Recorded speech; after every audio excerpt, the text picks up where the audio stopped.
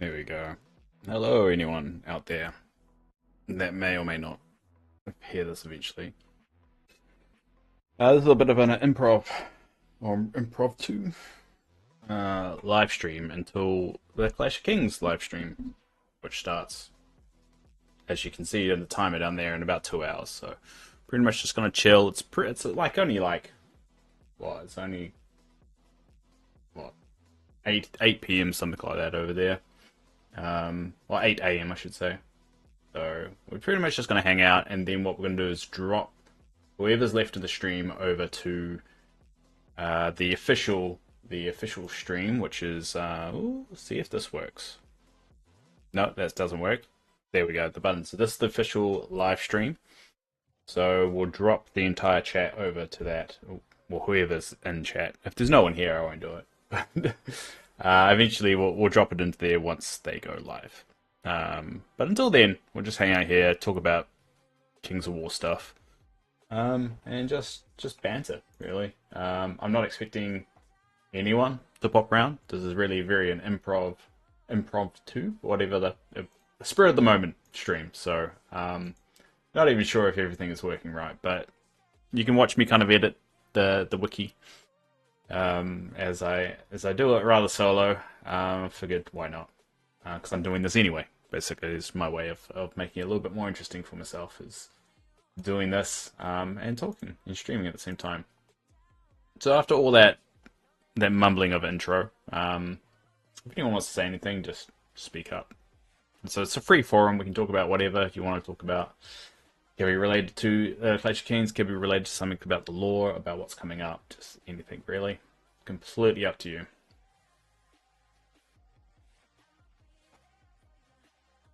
There we go. Make sure I switch it so I can actually see my stream. Well, the chat, I should say. Helpful. Anyway, I'm going to pretty much just do stuff until then. Alright, what do I want to do today?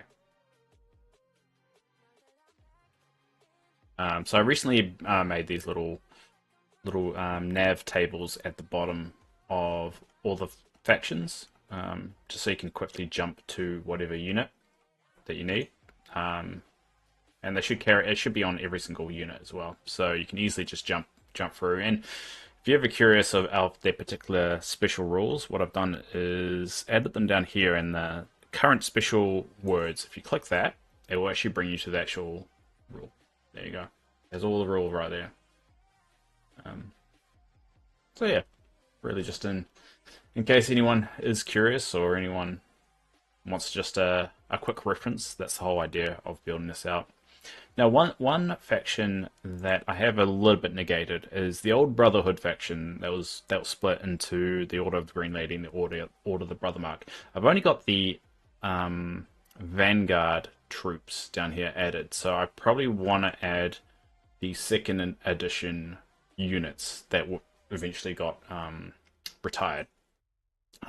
So let's do that. I'm going to be doing a lot of jumping around, so if anyone is actually generally curious about what I'm doing, just speak up and divert and explain it a little bit more. Alright, so what we want to do is add in basically the second edition right above where the Vanguard is. Now, a good model that I've already done is the Basilian one.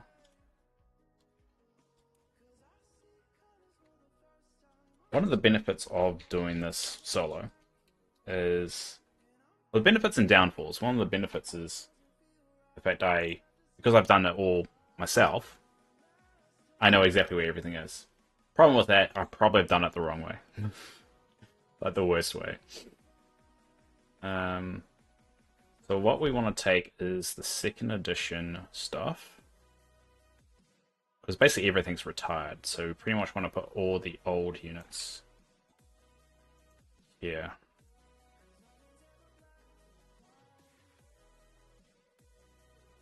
Alright, how does that look?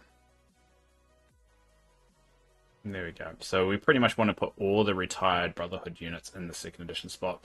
Probably won't break it down any further unless anyone finds that interesting. So I'm going to show you one of the little things I've set up. Hopefully this works. And this is, hopefully you won't be able to see the actual address this goes to. This is all my PDFs that I've uploaded. So I can have a quick reference when I'm jumping around looking at stuff. So the Brotherhood, I believe, was introduced in second edition Uncharted Empires, if memory serves me right.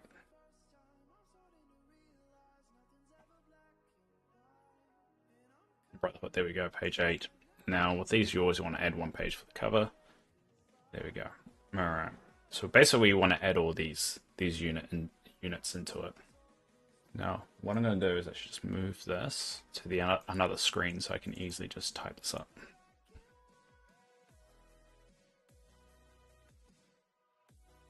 I'm not going to do it in any particular order. I'm pretty much just going to get them all down.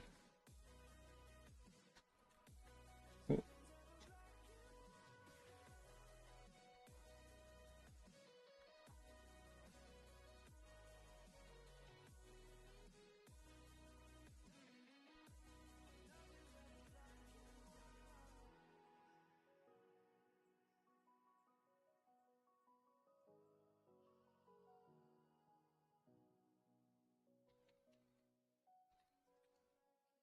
I don't even know what villain spelt that way means. I haven't really looked into it.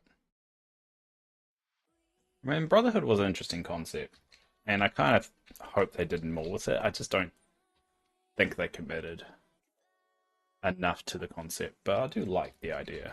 I like this idea of this militaristic kind of faction that is a little bit more holy than the Basileans, but take no crap as well at the same time. Swain's villain Rangers.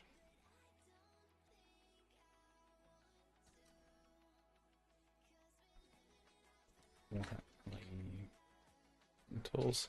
Now this is going to be a special Brotherhood one, so I've already made a Brotherhood profile.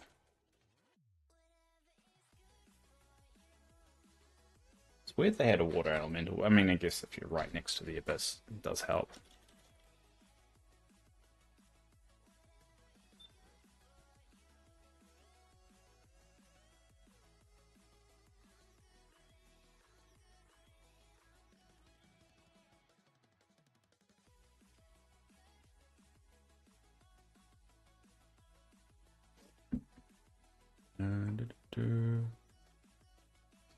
Order of the Brotherhood.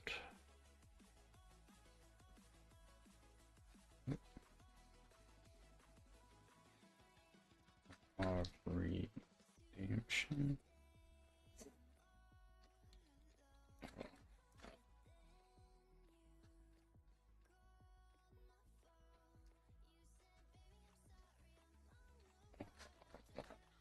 Ooh, Forsaken.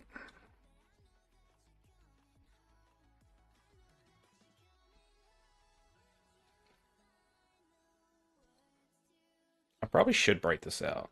Break this down to like cavalry and infantry and all that stuff. Hmm. How did I do it here?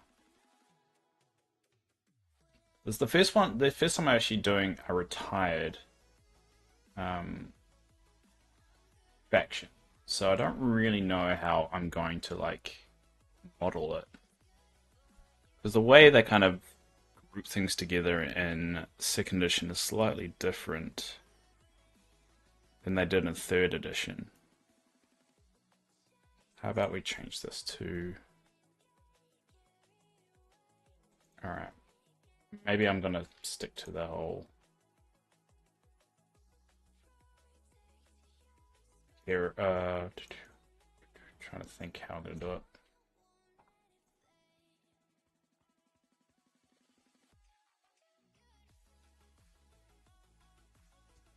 Maybe I'll do it like this. And I'll put all the heroes there and then the infantry. Yeah, I think I might have to do it that way if it's a retired one.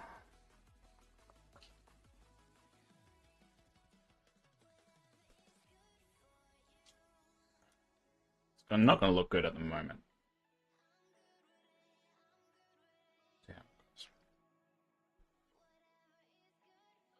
Yeah, the thing is, it doesn't. I want to highlight the fact these are retired units, but I guess if I have second edition there, it should do it. Um. hmm.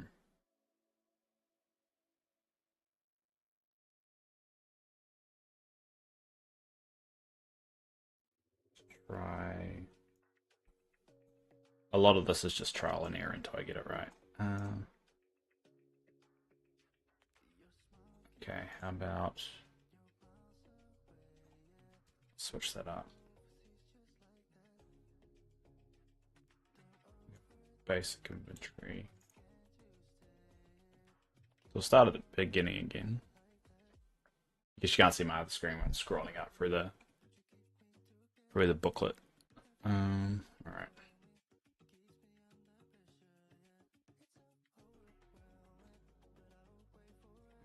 I'm gonna grab them all. Um,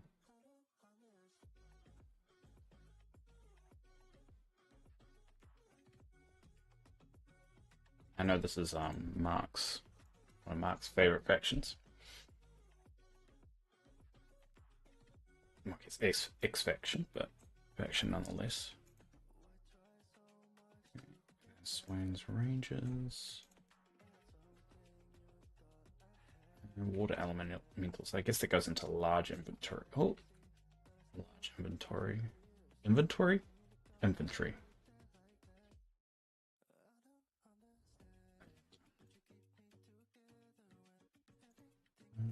How did I do it here?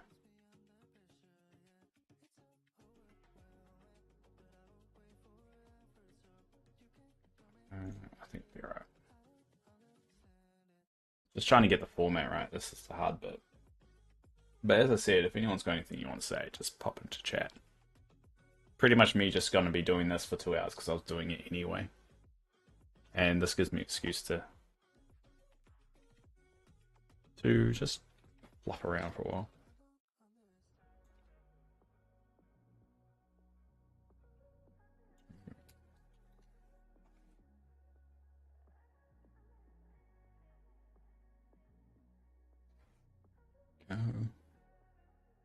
Over redemption forsaken.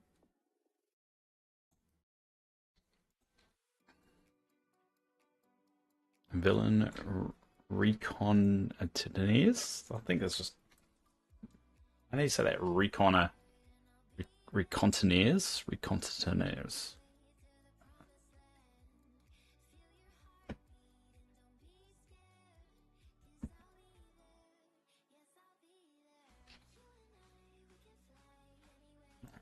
Or. Must be spell engine, right?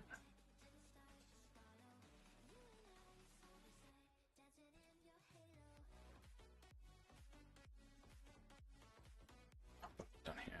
Screwed up. Hold up. Oh no, get rid of that.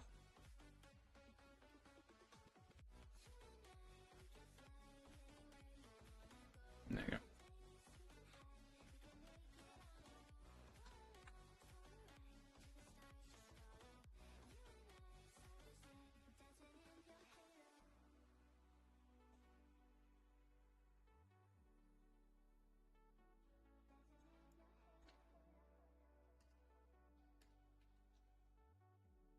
Cool. Careful, second base there.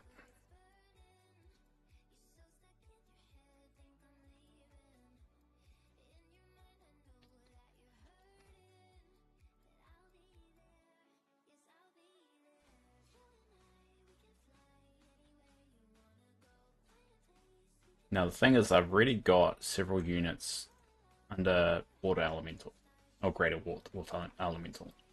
What I kind of want to do is make it like that. But so basically, you make the length that, but make it only show that. That's kind of how it works. I think water elemental. This one over here I've already made. Alright. So these are heroes now.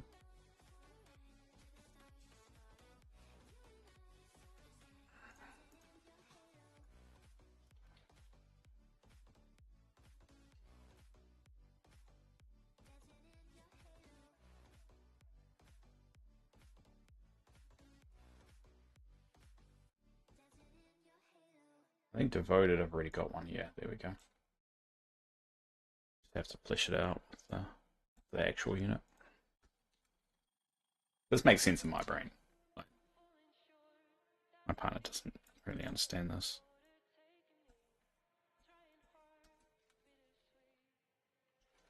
Not that she doesn't have the brains for it, it's just, it's a lot.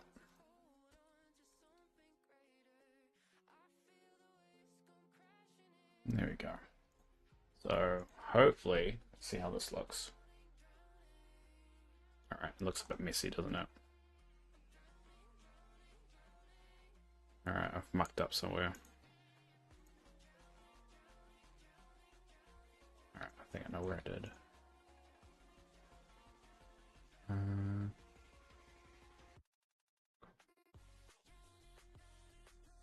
Do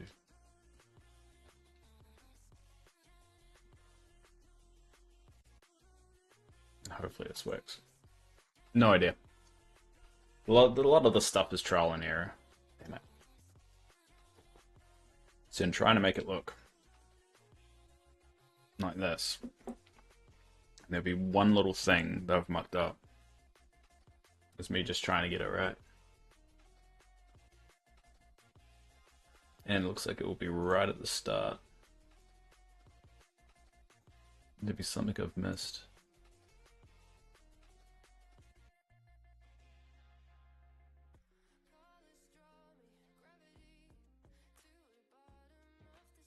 I think if I get rid of that, let's try that.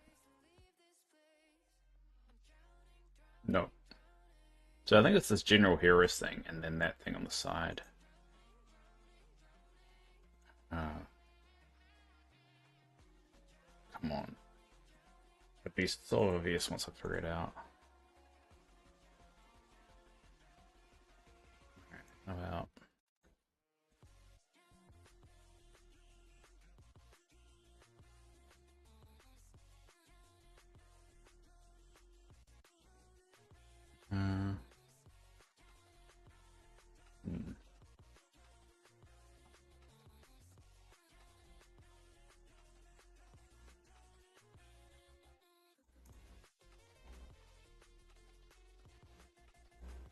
It's gonna drive me nuts until I get it right.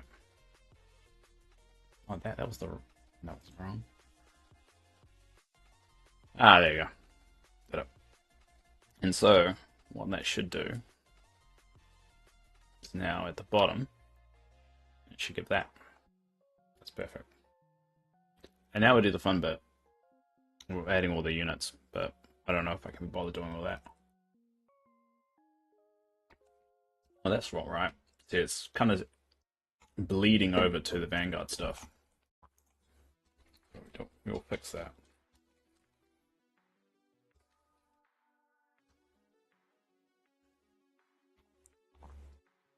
So we want a -3.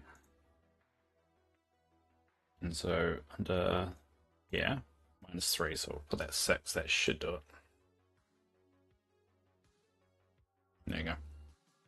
Simple as that.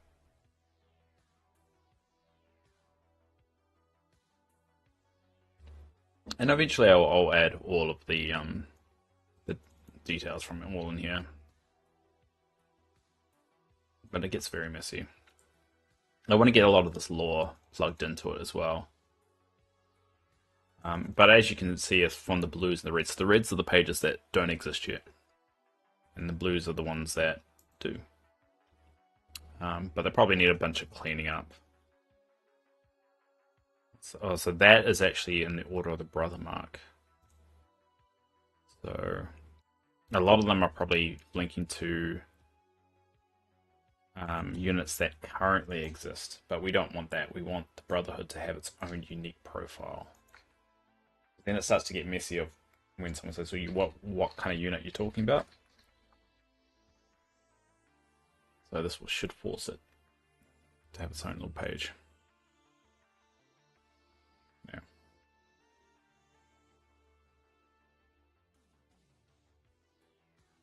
Problem is I don't have a Brotherhood logo.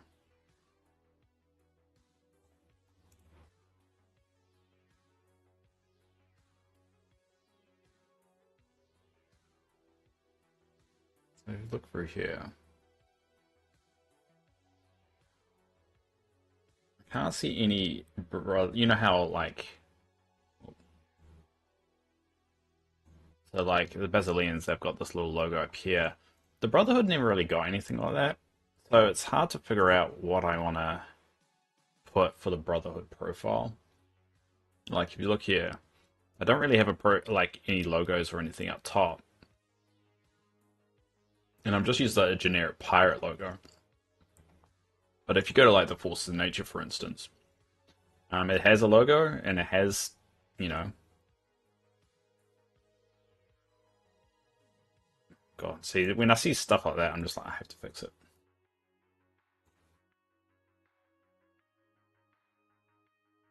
But the problem is, if you look through this mess of a code, it's hard to spot it. I don't know exactly where I saw it. It was right by a link to the Green Lady.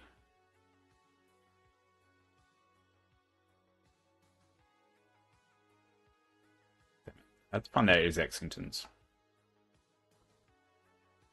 Yeah, it's right at the start. So it's the third paragraph. Right. No, 1, 2, 3. There it is.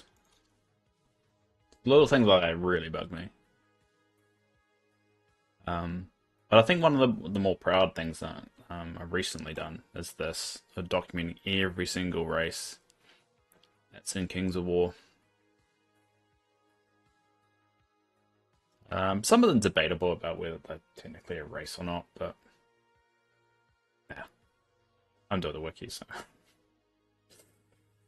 I haven't heard a really good debate argument, you could say. The only thing that I don't consider a race is zombie trolls. I think they're just a different form of zombie.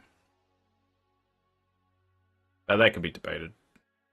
And the naming of brutes as well. I call them brutes.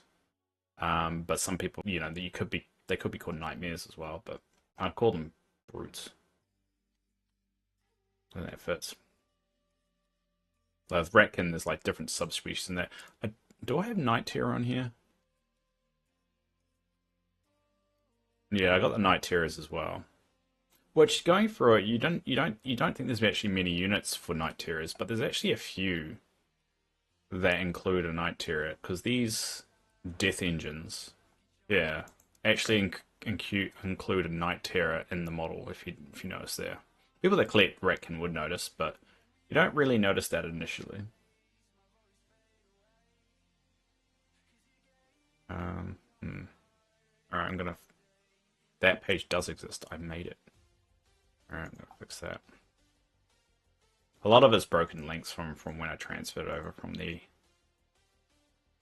older wiki, and the broken because I've changed a lot. Yeah.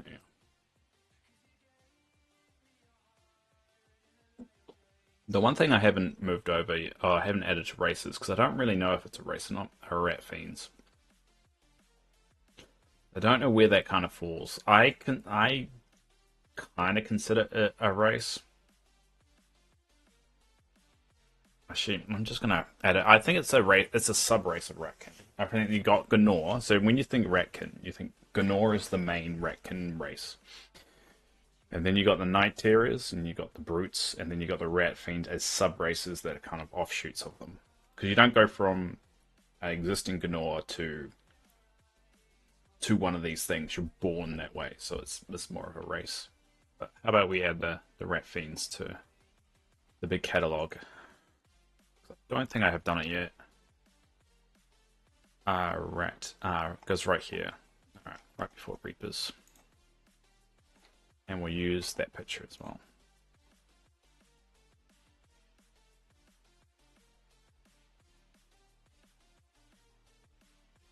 Right there.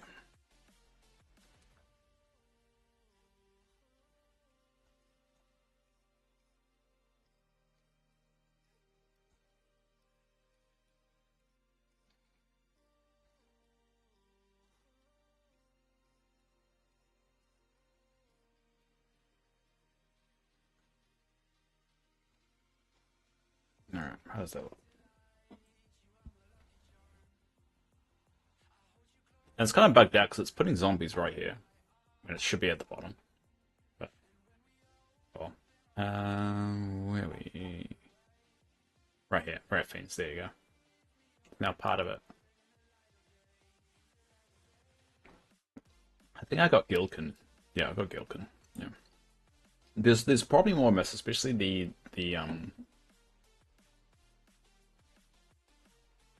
what am I trying to say? The Night Stalker kind of races. I don't know what would define as a race or not. I kind of put if they look humanoid, they kind of fall into it, like Shadow Hulks, Scarecrows, and Reapers. But something like a Shadow Hound, that's more of a creature. Something like a Terror, that's more of a creature. And I've kind of let's go Terror. And I've kind of started to kind of catalog the creatures here.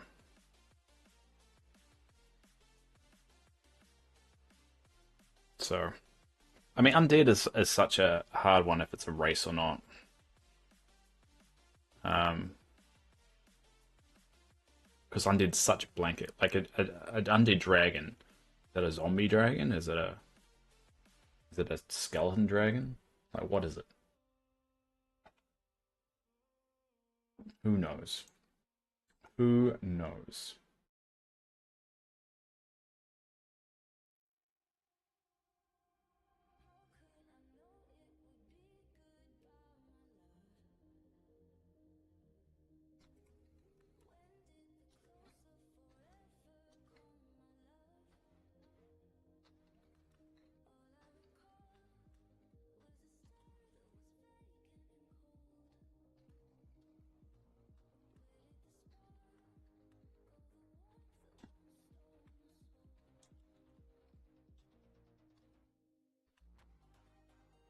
Hey, James, how are you doing? Sorry, I went blanked on your name because I'm doing two things at once.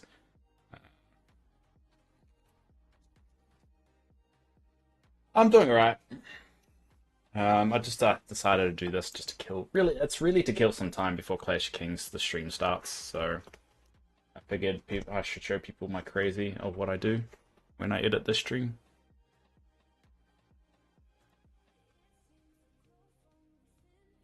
How are you doing?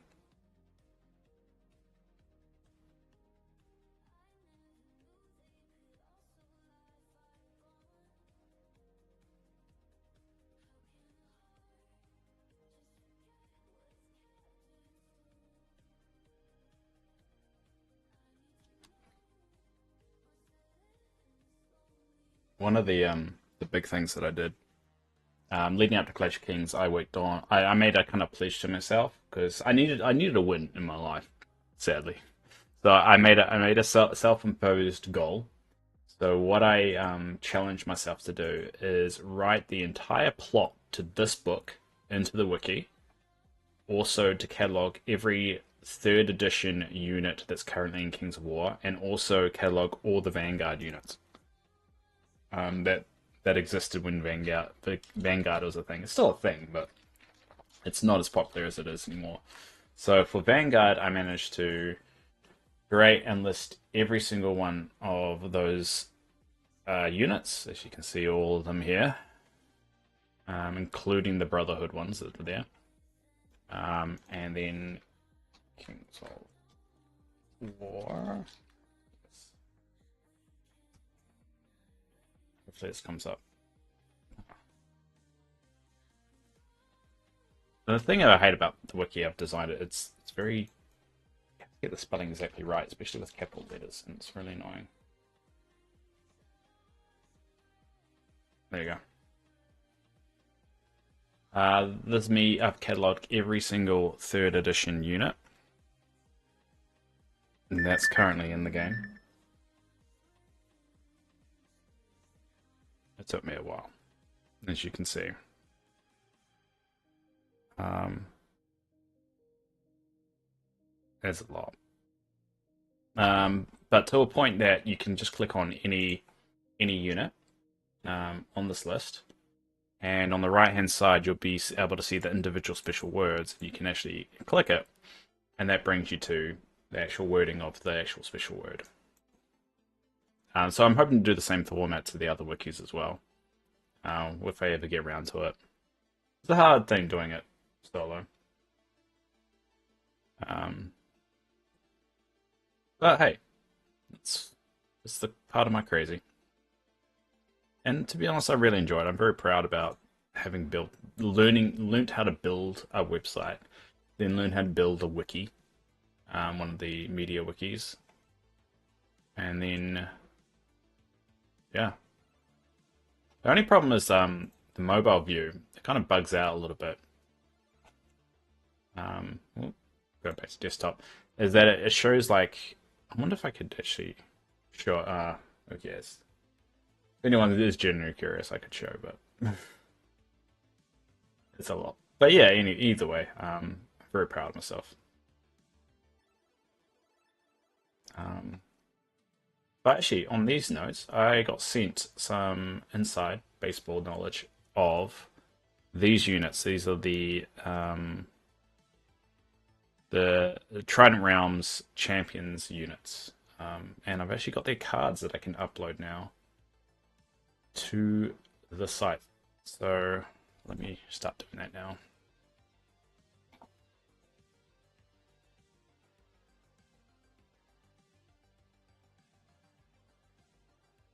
Yeah.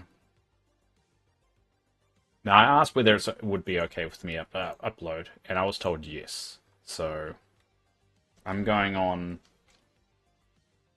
If I get in trouble for this, I'm sorry.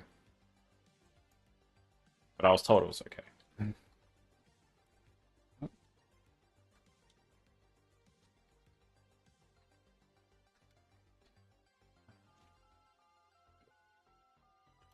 A lot of the time I just go to a different page to try and copy the format to save me time.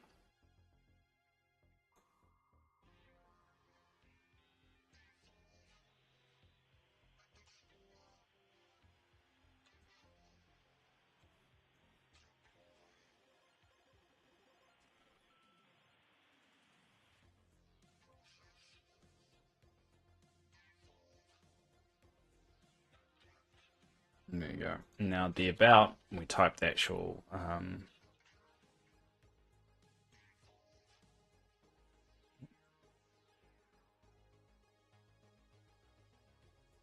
what's on the back of the card. So I'm gonna have to go find that. Quick check that my mic is working. Yep, I once did a 2-hour stream and I forgot to turn my mic on because I do stream every day, not on this channel, on a different channel, which no one will ever find out. I try and keep that stuff kind of secret. I keep trying to keep the two lives a bit separate because if you found out what I actually streamed on a regular basis, I think I would lose a lot of respect for people. There's nothing perverted or engrossed, just for the record. It's just something that I don't think is in the same kind of wheelhouse as Kings of War or any wargaming.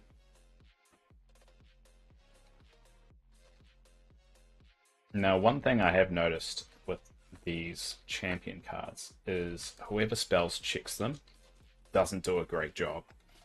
I'm typing this right now, and assigned is only spelt with one S on the card. So I don't know who's spell checking these, but not doing a great job.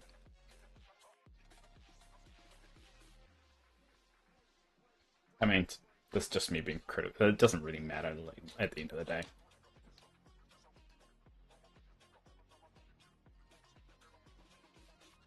It just takes you out of it a little bit.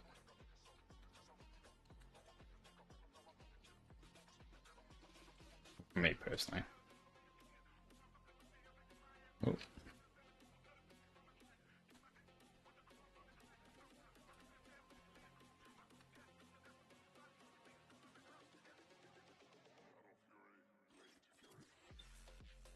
Oh, where is... I've lost my chat.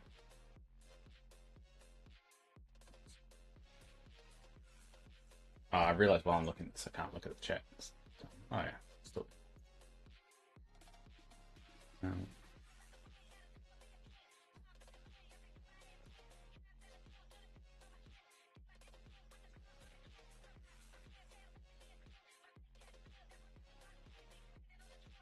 to get these links right. Hmm.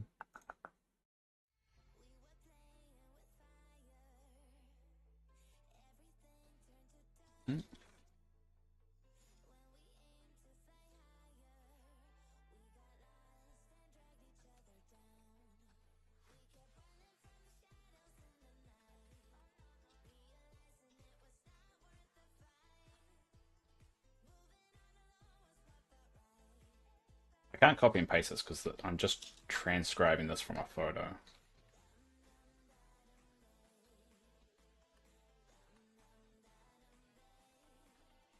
I always thought it was Trident Realms with an S, but it's Trident Realm.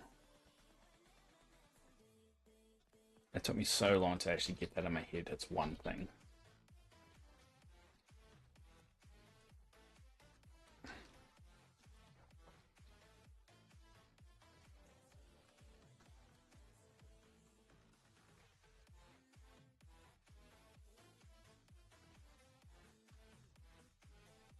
There we go. So to be assigned a group of naiads in his company was the final insult for Crocker. So Crocker is one like the lieutenant of this group. Insinuation that his river guard went up for the task of protecting Axel. An insinuation that the river guard went up for the task of protecting Axel. He would be even more annoyed to learn that the Medusa spears are constantly reporting back to the Trident realm to inform them of Axel's progress and whether he could be a threat to the realm. So basically, the Trident realm don't trust Axel because he just woke up from like years of being in hibernation. That's basically what that's about.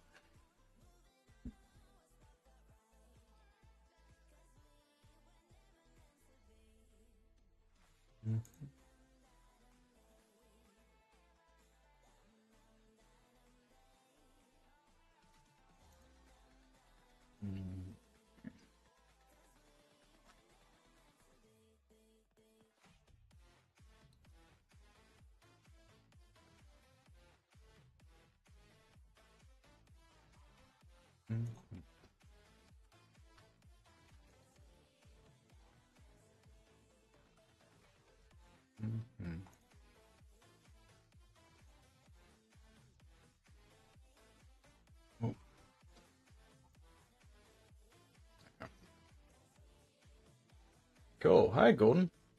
How are you doing? So I need to fix that. Do I have a river guard page though?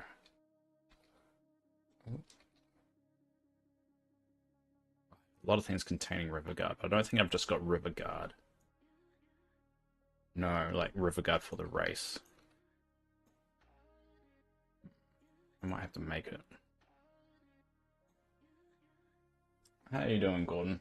Hopefully you can hear me, because I can't tell whether if you can hear me or not. I'm assuming my mic's okay. Actually, let's go. Just confirm you can hear me, at least. Fingers crossed. I'm starting to get paranoid.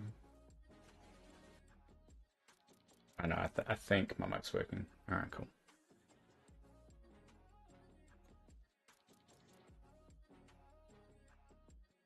Crossed. Yeah, there you go. I'm good. Have you found someone who wants to play yet? And he's like, can hear you. Oh, cool. Alright. No, I haven't not. I haven't yet. I'm sure I'll find someone. It's just, I kind of feel like at this point, I should actually just play at least one game of it. But I can't really find anyone's keen. Unfortunately, because of my health situation, it's quite hard to actively go out and meet people. So, maybe, maybe one day.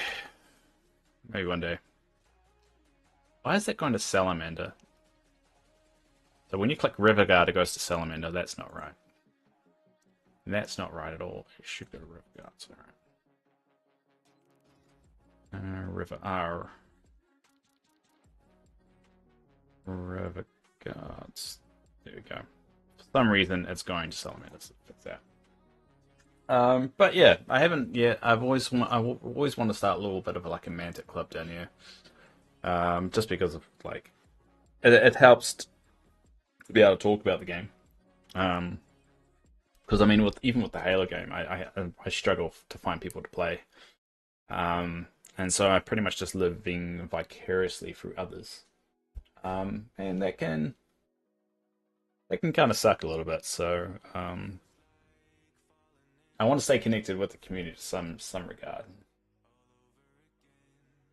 And doing the wiki is a little bit of a solo endeavor. So the only time I ever get to talk about the game is either doing it through the podcast or um, try and find someone in real life. So I think it makes it harder than I could just banish. If I'm ever your way of play, yeah. I mean, I have so I have the Storm of the Shires 2 player starter set. So I've got a halfling army and I've got a Riftforge Orc army as well. Um, but I would like to get the Clash. So I'm actually thinking about getting the Trident Realm uh, champion set.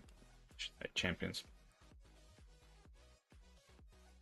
But yeah, I'll definitely take you up on that offer.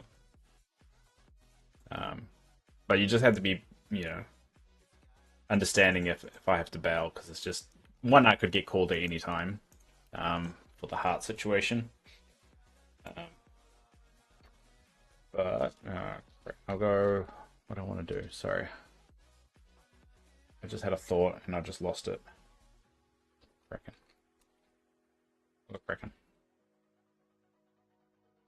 I had day one of the tournament in Christchurch today. Two two players 3-0. What? Two players 3-0? 3-0. So I would have thought you at 3-0 means you won three and lost none, but you said two players as well. So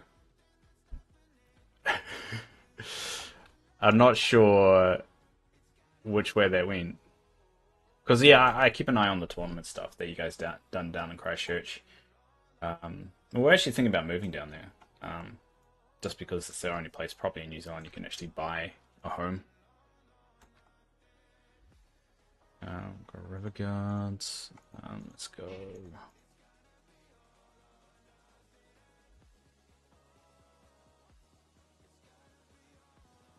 There's our.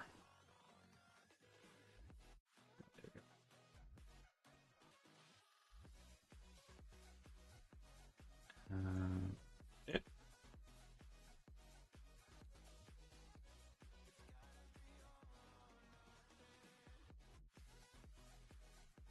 Now, normally I'll just fill all this in later. Any subtypes of River Guard is there? Get rid of that. Get rid of that. Go races. Get rid of that. That's a crack install. What's that with pictures later? There we go. No, day two is tomorrow. Day two tomorrow of the 2 day tournament. Yeah, but what did you mean at the end when they said you said two players 3-0? Did you mean you got 3 1s out of zero, or there are only two players? It is Crocker there. Units in. Oh, interesting. Nothing showing up under units and river guards means I typically have not put. Let's go Trident Realm. Trident Realm is one of the pages that I've buggered up royally that I haven't had the time to fix. It's got no picture on this side. I really can't be bothered fixing it. I got Crocker's Guard, Crocker and Springer. We got River Guard Dame Busters. See if I put this down here. Make sure it says army units. Cool.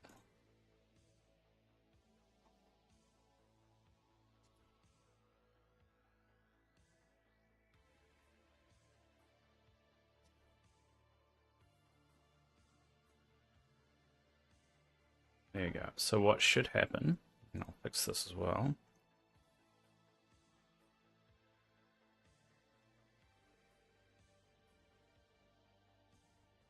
Two unbeaten players. Ah, I'm not there this year. Just keep tabs of what's happening. Ah, okay. I would love to live stream the Christchurch tournament because they have like two a year, I think. And I would love to go down there and live stream it. It just takes a bit of setting up to do the live stream. You kind of need, one up. I'm here in Wellington. Bring the equipment down would be quite hard, but I would love to do it. And I think that's the kind of reason why I want to organize like a tournament scene up here is just so I can live stream it and get more eyes on the game. Hey Adrian, well, this is all about. Well, this is basically hanging out with Wiki Dave to kill time before the start of Clash of Kings UK. So I've got Clash of Kings on. Oh, I've got this. Ooh, hopefully this works. There you go. So I've got the live stream up, and what we'll do is once the timer runs out at the bottom of the screen here. Hopefully that worked. Yeah, once the timer runs out there, I'll dump basically the stream into their stream, and we can just watch them because they do it so much better. It's just a little pre-show just to hang out for a little bit and talk about everything Kings of War, and we'll probably get some information about upcoming releases. We always get spoilers, and so lore is going to be a big part of that. I just got confirmation, tentatively, that Robbie, because who am I thinking of? Mark, sorry, I had to look up his phone. Mark is over there right now. He actually flew over from the US to the UK to actually play in the tournament. And he just said to me that Ronnie and Matt are keen to pop and do a stream with me and him, just talking about lore, talking about the history of the lore, how it's evolved, and talk about some of the new stuff. So that will be really interesting. I personally have my own theories, and no one's told me anything, and I think they're worried. It's either they're worried about me spilling the beans to other people, or they know I'm right, and they just don't want to say it because if I go around confirming it to everybody, it ruins the surprise. But I personally think the next faction is this, because Ronnie had said in the past that they had been leaving nuggets and information throughout the books and all that stuff. And I'm going back and there's stuff in Armada and stuff in the Clash of Kings, and there's hints of it in the new Clash of Kings 2025 of the I'm going to call them Zerks, Zerk Empire. And so the Zerk Empire, from what I believe, is the new faction. So this is all the information I've gathered on them. There is some information that could be related to them, but it's so vague I didn't put it in here. So these are the ones that are like, that's concrete, 100% concrete. So what we know is the Zerkli Empire is located to the east, and we mentioned in the Clash of Kings 2025 that something was happening in the east that the Green Lady was worried about. And it looks like they have been pushing west, which in their eyes, west would be towards Harpy's Rift. Because basically when Harpy's Rift happened, it basically sent a huge beacon into the sky. And that's the whole idea of Harpy's Rift. It was a big explosion of energy, and that energy came from it's like a magical kind of like, it's like this Sicilian network, whatever those mushrooms, how they got that huge network under the ground. It's kind of like the same thing. And so these abyssal dwarfs tapped into that vein. It shot out a huge point of energy, making a huge like beacon. And I'm believing the Xerxes Empire probably saw that, goes, oh, that's a lot of energy. Let's go that way. And kind of have been making their way west. And so the first mention in them was in the Caesar Dread supplement. And it mentions the Zerks attacking salamanders, which is making me think that they're more of an evil race. So salamanders are always good, they're always noble. They're like the police of the sea. So I always see them as a very honourable, and all the novelizations of salamanders have been very honourable, and that's in the Ascent of the Goblin King, and also Mark Barber's book, Hero Falling. The salamanders are very honourable. So for an honourable race to be attacked by the Xerxes Empire makes me think that they are not that honourable. And then going down, they've actually established, it looks like, communication or diplomatic ties with the Twilight Kin, as essentially deepening further into that feeling that they are the bad guys. You know, if you're going to ally with the bad guys, typically the bad guys in normally in fantasy kind of stories. So that's my feeling. Could be completely wrong, but this is who I think is the next race and what that logo that we're getting in the Champions kits are referring to. There's also some other things that people have accidentally told me, which I don't know are true or not. It's just they didn't say it directly. They kind of said something, and I didn't pry too much into it. I agree it would be them, and the only thing that makes them in doubt is, are they undead?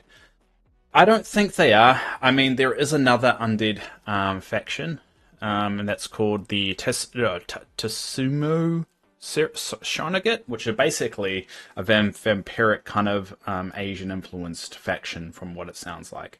So the Twilight King also do have ties with them.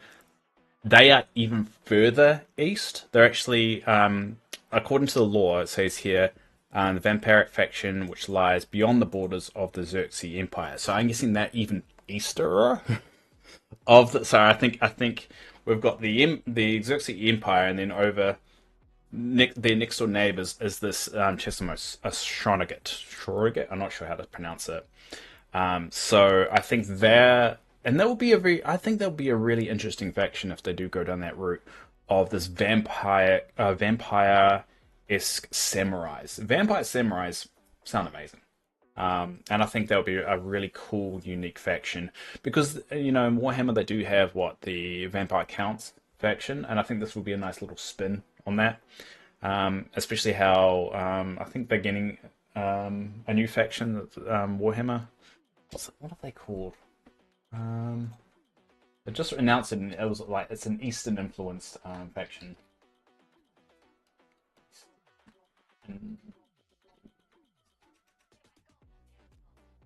Oh yeah, the Grand Cafe, I think it was called. That's it. So that would be a really cool kind of you could say even competitor, and I think you could make some really unique things with it. A lot of people obviously are wanting it to be the Ophidians. I do think they should be introduced to the game. I don't think that the ones here. I think a lot of people are saying, oh, they don't want Ophidians because it kind of is just another undead faction. We've got too many of them. I would argue, and I will have this argument to the day I die, is I think the Ophidians should be a more noble undead. So you know how we've got noble undead, which there's a debate or not whether that they're actually a faction. Clive from Mantic says they're not a faction, but there are already notable cases within the lore that undead can be noble. And again, I'll go back to Mark Barber's book Hero Fallen. Has a vampire, and there's a bit of a spoiler, has a vampire who actually wants to do the good thing, who is trying to stop this necromancer from being resurrected and basically killing everybody. And they're trying to do the right thing with still being a vampire and sucking people's blood, but he's selective of who he picks, make sure he kills the right ones. So we know that undead can be good, and I think Ophidians could be a good version of the undead, and you could have like skeleton camels, you can have this mishmash of alive and dead armies with it more being like they're a family unit. They're like when they're relative, like think of Coco from Pixar, but like in real life. Not real life, just in a more fantasy kind of Warhammer kind of, not Warhammer, so Kings of War kind of aesthetic. I think it'd be really cool. And we also do have the lore about the God Kings, which could dive more into that. The fact of like you've got this really old society who's like closed them off. You can run all the vampires in undead. It would need to be different. Maybe a mix of alive and undead would be interesting.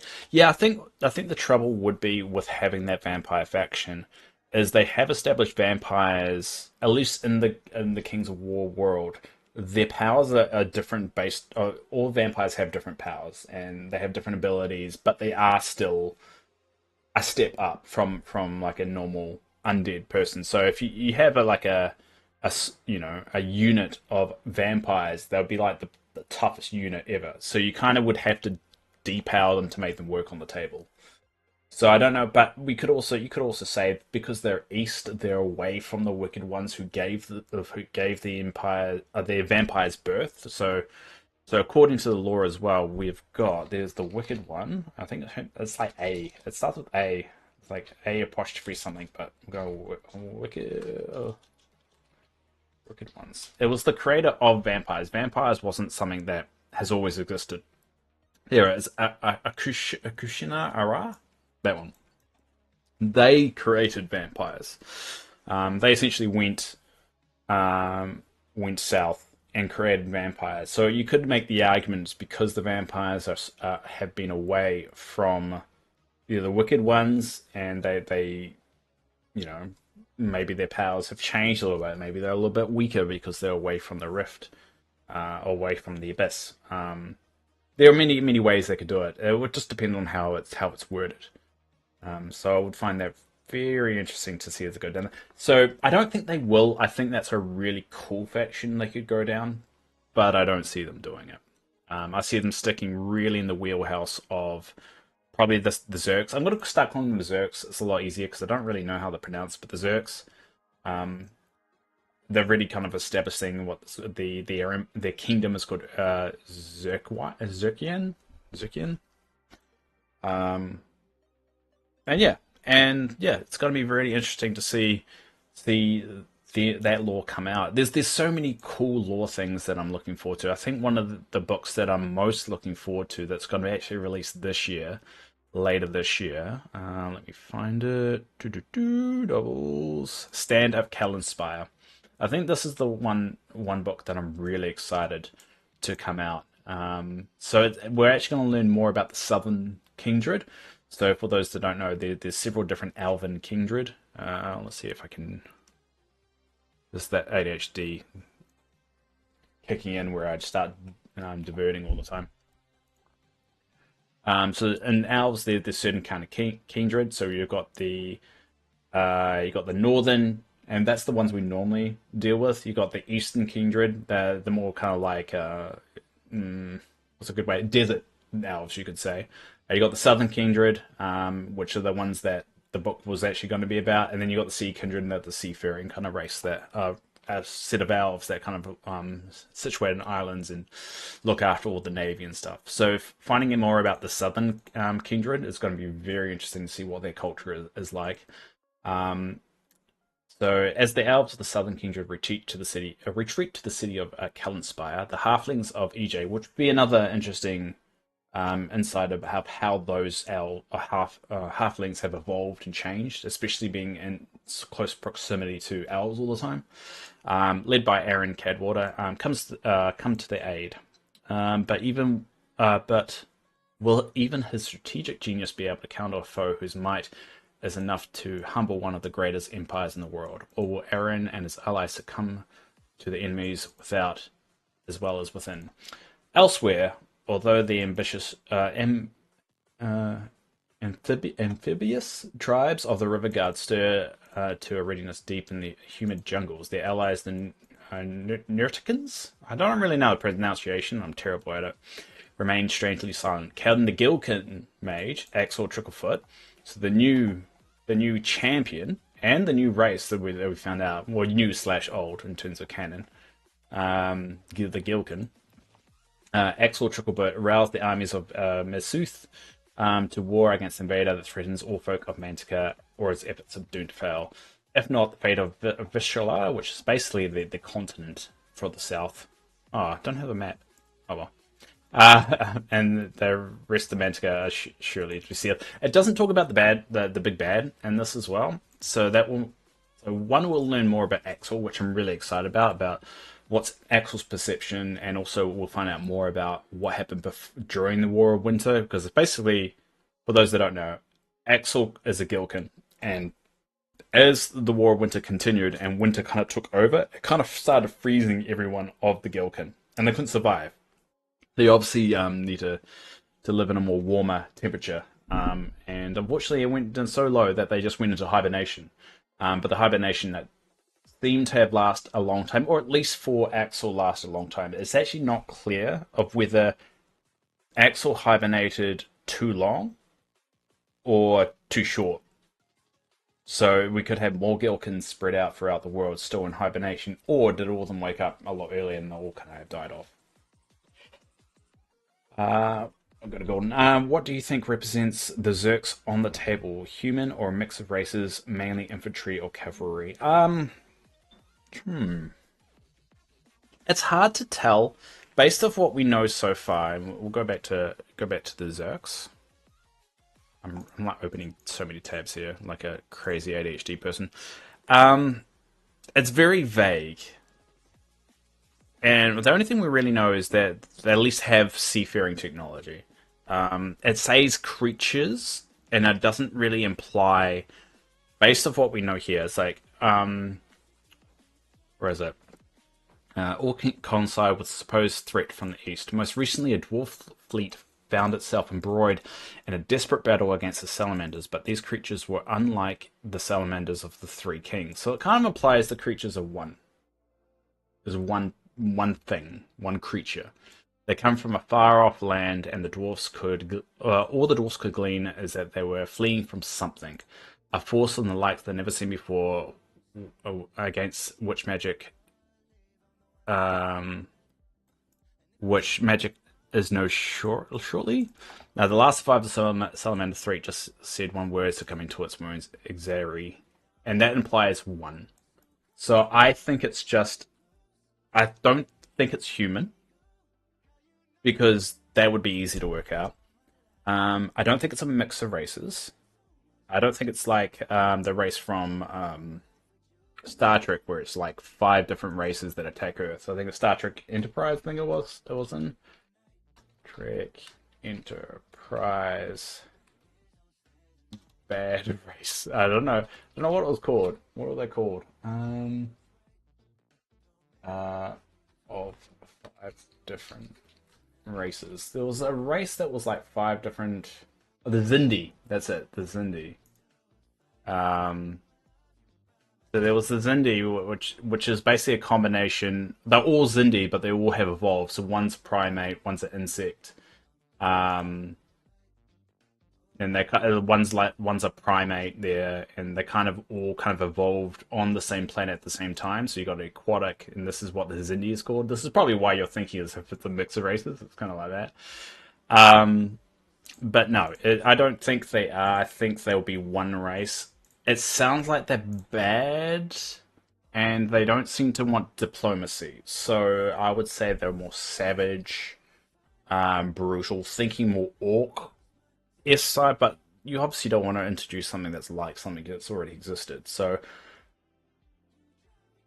I want to say they're going to be less cavalry, more infantry. If I was going to have to pick one or the other, but it's really hard to tell based off the information we have on hand.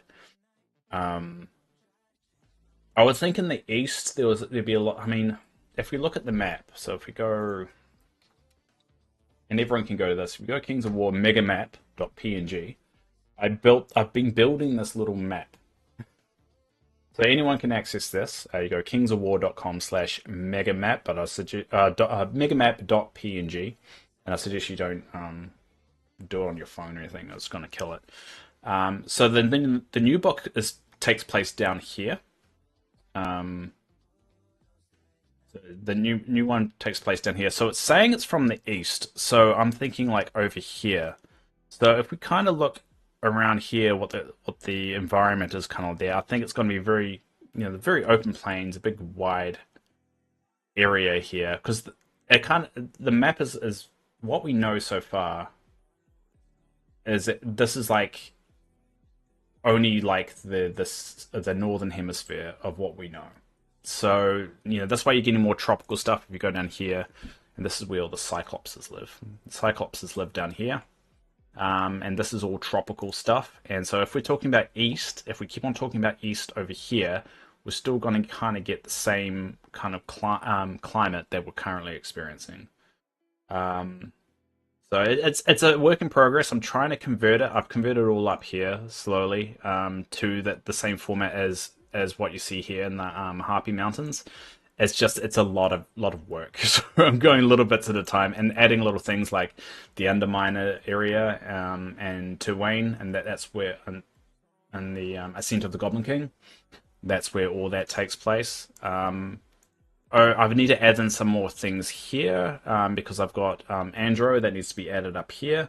That's where Estelle's Abbey, where she kind of was member of the Sisterhood.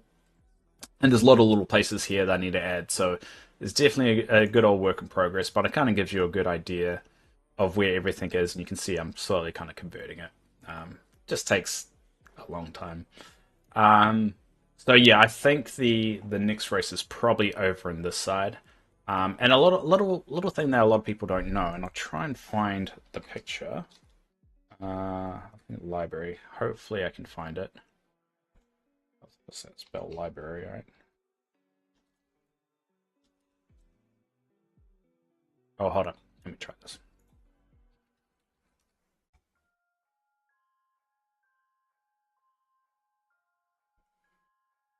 Hopefully I can find the picture real quick. I have a quick. I've uploaded all the PDFs to a secret place on the web server that only I can go to. And I'm not going to show. I did. That's why if you notice the stream, it's hiding a little bar at the top because I don't want to show everyone where that is. Otherwise, everyone's going to start using it. I need to try and find the picture. There's a really good picture, which it's a picture of a map. Hold up, where is it?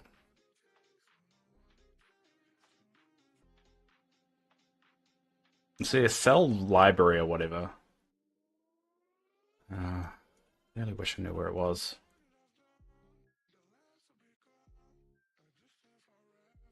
I'll find it.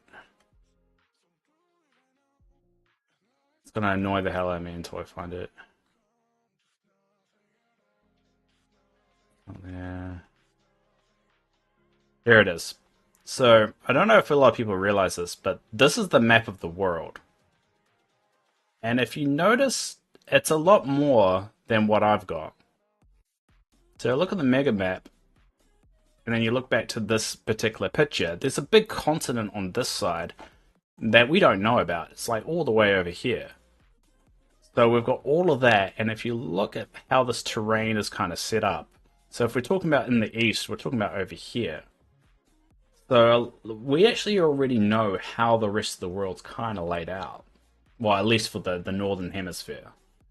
If they stick to this, they could obviously change things. But if you notice, and for those that are doubting that this is actually a map of the world, look at that little spot where the infant seers. So you go over here, that's basically this bit here. So you can kind of see there's a big continent to the east, to the west, that's over here. But we've also got this huge kind of spot over here, which is harder to see. But yeah, it just shows you that they've planned out the world a lot more than we probably think. And like our kind of, where is it down here? So it's about around here that it kind of cuts off. So we don't know what's down here. So there's a lot more to the world than we're actually currently aware of. And that's my TED talk. So yeah. But yeah, I've been loving kind of building this out. I think the hardest bit is trying to work out how to format everything. I think with all these races now, I think it's really in a really good healthy position. I just hope it helps somebody out there. Like whether it's coming to like writing their own lore in the books, or if it's someone that's trying to be introduced to the game, that they have a way of kind of figuring out, especially how not every faction has models to it, that they can use this to kind of work out what to use. And learn a little bit things. I think the biggest thing that I was very interested about is the lycanthropes. They're basically our werewolves, but there's actually two different kinds. I always enjoy your TikToks. I appreciate it. Like one thing I didn't. That's really because I like grabbing onto the things that are unique about Panathor. I think it's so important to know about those unique things and explore them a bit more. And a big one is the lycanthrope. There's actually, and they're basically werewolves. There's actually two different kinds of werewolves. There's werewolves and there's lycans. And the best, and I've put a little description here of what the difference is. Werewolves are basically out of control savages that are people that have been, or think people, elves or dwarfs or whatever, that have been turned into werewolves and are out of control and they've got no sense of themselves anymore. And lycans are more enlightened form of werewolves that has seen the light and they're no longer the bad guys. And that's the main difference, and that's why you get the lycans and the forces of nature, and then you got the werewolves that are undead, and those are they're very very different. And I really like that idea of that. You know, werewolves can be more enlightened and with nature, and they're not all savages and ripping things apart. And I really like that. Actually, I wouldn't say the force of nature of the herd. Yeah. And I like that idea. I like that really cool idea that they've got this race that is torn between, that good and bad, and you know, it it it takes something special to turn them one way or another. And you can see that with dwarfs as well. I mean, the difference between an abyssal dwarf and a dwarf is really a cosmetic thing. There's not really there's no blood. There's not it's not a blood thing. Any dwarf can become an abyssal dwarf, and any abyssal dwarf can be converted back to a dwarf, which we have seen in the lore before to one of my favorite characters in the story. It's a first edition character. I call him a hippie dwarf. He's probably the only priest, I believe, dwarf that I know. And he's actually one of my favorite characters, which they haven't had him in the game for a while, and that's Gazek Gearland. And basically, he finds this hammer staff, and that hammer staff he's able to essentially uncorrupt an abyssal dwarf back to a normal dwarf. And he had a model. He even was in the game. He had a profile. Staff with Loon. That's it. And I've written. This is the first time I wrote someone's story in this format, and you can read it from beginning to the end. And I love the fact that they were exiled for his beliefs, and he ended up making this commune, like this hippie commune, where he invites elves and humans and dwarfs. So our whole being a mix of dwarfs, humans, and elves. So he basically established this hold where everyone is welcome, and he has this way of uncorrupting abyssal dwarfs. I absolutely love the abyssal dwarf dynamic. I do too, and I think it's going to be interesting when we actually find out about the Murlocs. And we might actually find out more about how subspecies of dwarf work. So we've also got this new dwarf-like species that we heard about in the 2024 Clash of Kings book. Murlocs are a breed of bestial dwarf-like beings who profane technology, defied every magic known for elves, located deep underground to the east, originally found by the Twilightkin. So this could also be another faction. So it could also be Murlocs, of a bestial dwarf-like being, Murlocs. So we could see Murlocs being the next faction, and they could be part of that empire. But maybe they're not. I should read this properly. Dwarf-like beings. So they're not dwarfs. They're dwarf-like. So yeah, I'll be interested in Murlocs to see how they introduce. So Murlocs could be another possibility to the faction side of things. Bestial dwarf-like beings. It's a very interesting phrase to shove in there, though, for them not to be anything. And I have actually already added Murlocs to my big race kind of side. I think I've got them. Yeah. But yeah, Jazik, I hope does come back to the game. It was before the Edge of the Abyss occurred, so we don't actually know whether they survived the Abyss, you could say. But it's one of my favorites. I really love that model too. But it's a retired unit, unfortunately. But I do hope they come back.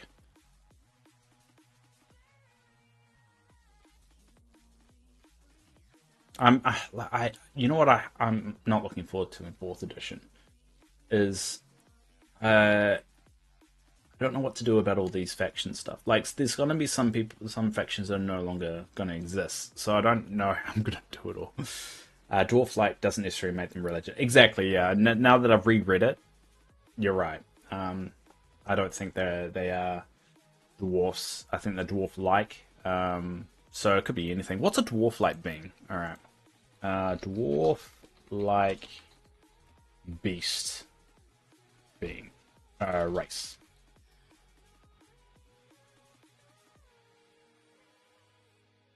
Hmm. I don't think a panda. Oh, otter. Only dwarfs. An otter kind of sub race of dwarfs. All right. I can see otters, an otter race, being something very unique. Uh, gnome. Gnomes are already actually in the game. Well, were in the game. So gnomes was actually the reason why this wiki exists. So when I got sick, when I ended up in hospital, and had this kind of like, I want to stop procrastinating and start doing things that I've been putting off for a while. One thing when I was looking to Kings of War, because I was thinking about getting a Warhammer, maybe Kings of War, because I always heard about Kings of War, always had that on my radar. I didn't dive too deep into it. I wanted to, when I was collecting Warhammer Fantasy Battles, I always wanted a gnome army. So I was like, all right, does Kings of War have gnomes? And so I went to the wiki, and it didn't have anything. The old wiki, the fandom wiki, and I was like, all right, well, maybe they just don't exist. And then I found out they actually did exist. There was, I should really fix this, but how about we go? Let's go. I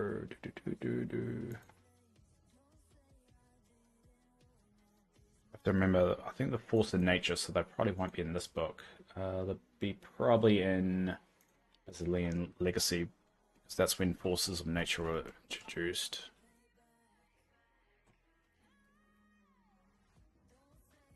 Gnomes. Here we go.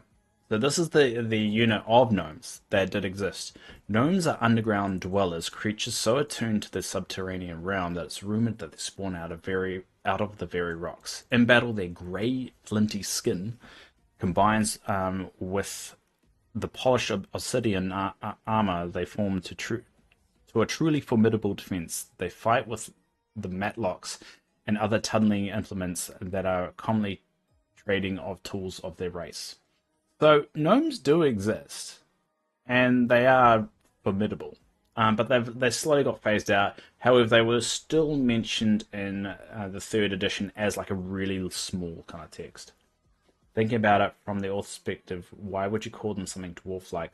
The simplest answer, I suppose, they intended to be related to dwarfs even distinctively. I would think they're like short, they're dwarf size. That was my interpretation. Dwarf size. I'll go dwarf size, like beast race. Like, it just gets good to show me dwarfs. Ah, Kings of War Reform. There you go. Uh, what is a dwarf-like race? A humanoid. Go human race. It's just gonna keep on showing me dwarves, isn't it? I think we just have to go through like, what's this one? This don't go. I don't go to X. Nah, can't really tell. What's that? You got the knoll. Knoll. Is that a knoll? It's a knoll. Knoll is a kind. Oh, they're not. They're kind of tall though. Knolls are a bit tall. Oh, well, how tall? Like, how tall? Knoll. Because I can see that be a bestial like thing, right? Well, taller no gnolls. 6 feet and 7 foot. Nah, they're too tall. That'd be too tall. Just in the general fantasy. Mm. Oh well. But yeah, I think gnomes is one that could definitely come back, and I would like to see them being like the halflings, abyssal dwarfs. Like the complete opposite. Like the halflings are all about crops and nature and being widespread and cheerful and got these beautiful buildings and they enjoy the finer things of life. And gnomes are more kind of like industrial, kind of like gritty and miners and all that stuff. You don't actually know what happened to gnomes after. I mean, you had this mentioned here. I think they were in second edition as well, but I think they were more integrated into something else. Yeah, the gnome unit had merged into the elven unit Hunters of the Wild in second edition. However, gnomes was the only creature excluded from the description file, a description for Hunters of the Wild unit for the Forces of Nature faction, despite all the other creatures being mentioned in the unit descriptions. Gnomes being a force in nature unit in first edition era. I need to reword a lot of this stuff, but yeah. So gnomes did exist. It's just they're not prevalent in the game at the moment. Um, so yeah, it's very interesting to see the direction they go.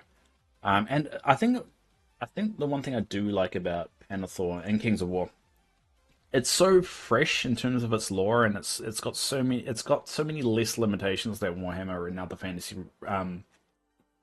worlds have, because there's so much more you can expand on. You can introduce so many different races that we don't know about, and you can put so many good explanations behind it. Because we only see like the southern hemisphere. We don't know whether we're seeing half the southern hemisphere here or half the world in this little screenshot that we have on the map, or we only seeing like a quarter of the world. So it means that these Celestians that came over, and we're talking about thousands and thousands of years that have passed, these Celestians and these Shining Ones and these Wicked Ones could have actually spread out throughout the world and had influence, like, especially the Shining Ones, because they kind of just they always implied to be up in this mountain hiding away.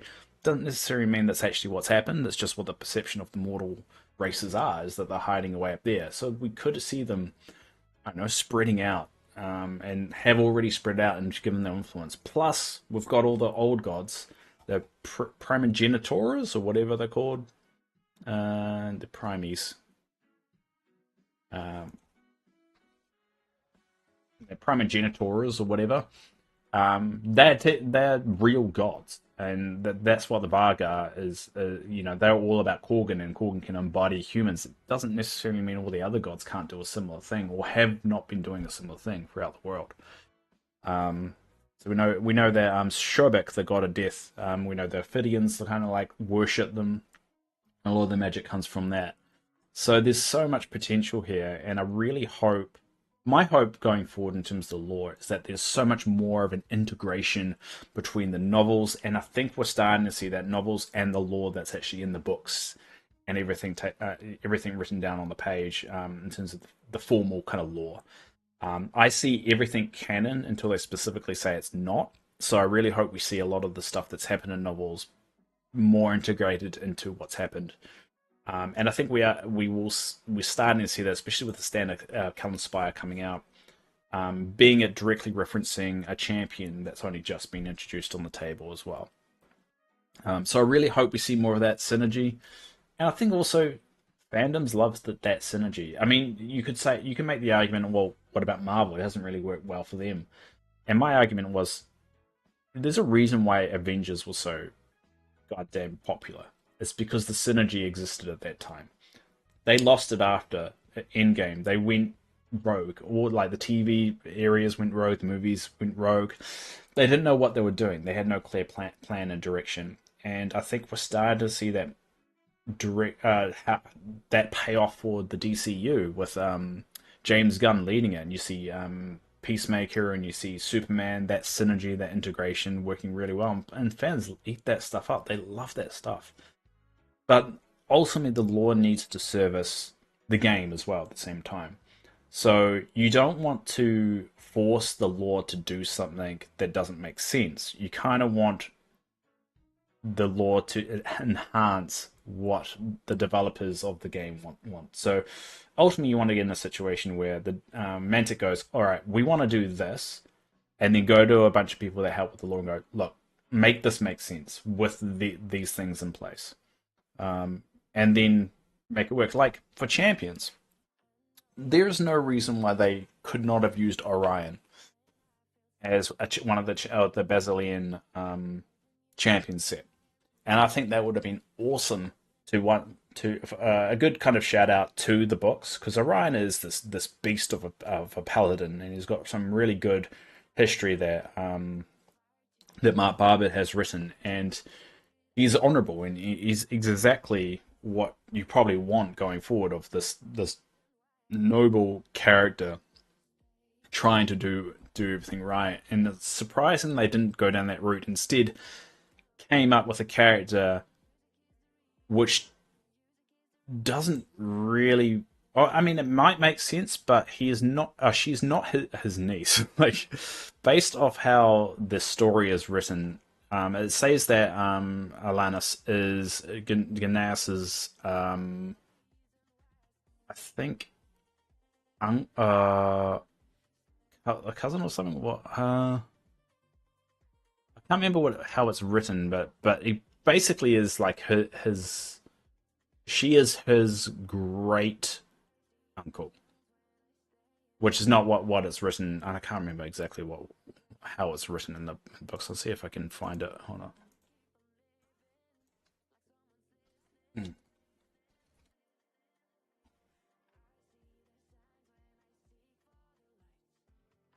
I don't remember what it was.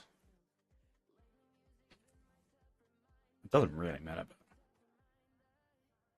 Oh yeah, it's stated as his her great uncle, but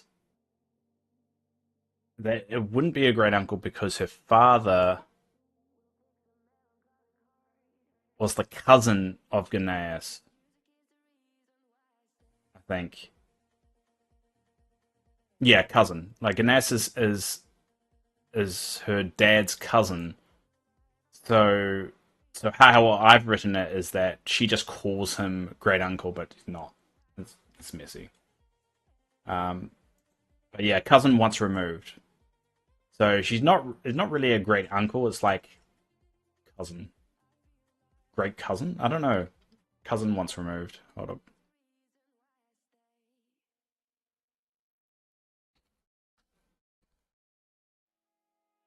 There you go. That's technically her relationship with him, but referred to as the uncle. It's messy,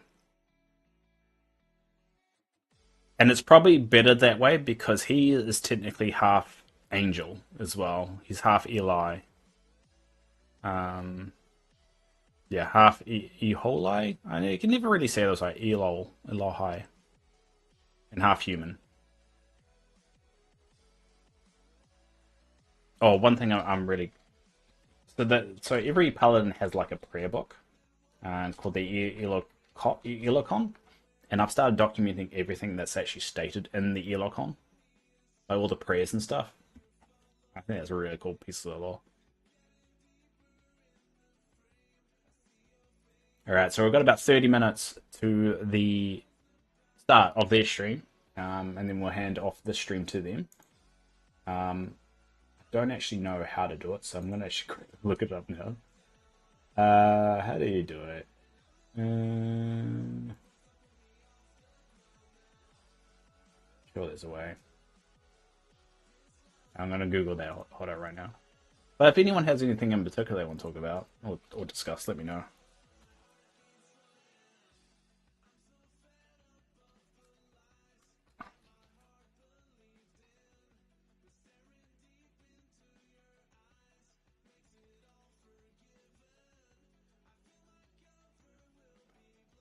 Sorry, I'm just having a breath. I talked a lot.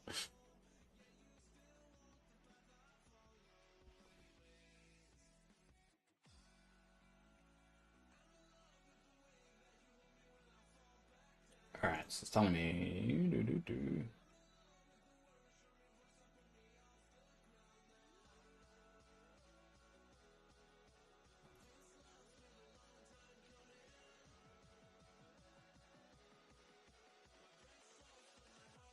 No, it says redirect, but I don't know. I don't think. Oh.